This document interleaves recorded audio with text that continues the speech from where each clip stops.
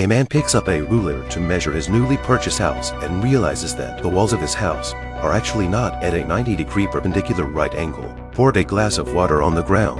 The liquid will automatically split into two puddles. What's even weirder is that the man measured the inside and outside of the house, not realizing that the outside was actually 5 feet wider than the inside. This is not scientific at all. Even the 5-year-old daughter was also surprised by this, but they stayed inside the house. Never noticed any abnormality. The daughter couldn't help but shiver, so she ran back to her room to put on some clothes. The man watched his daughter get dressed and leave the house. But just one wall away, her daughter disappeared into thin air, leaving only her clothes on the floor. She searched all corners of the room, did not find her daughter's figure. It is also in the process of looking for her daughter. She found the house is unusual.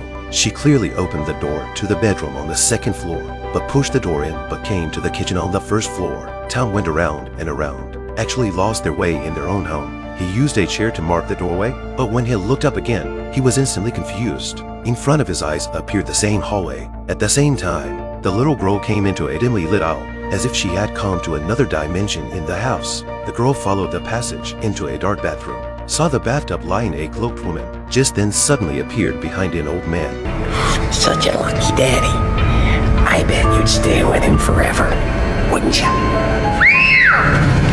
The girl let out a scream of fear. Tom heard his daughter's cries, casually kicked open the door of a room. Following the sound, finally found his daughter, who was sitting on the stairs trembling with fear.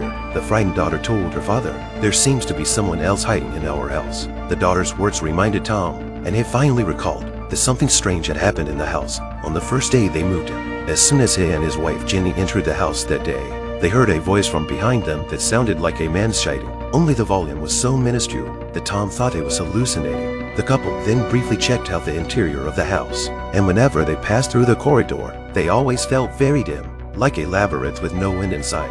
That night, the daughter was alone in the room to play the hand addiction game. The result of the wall inexplicably appeared a man's shadow. At that time, the daughter told Tom she seemed to see the house. There are other people.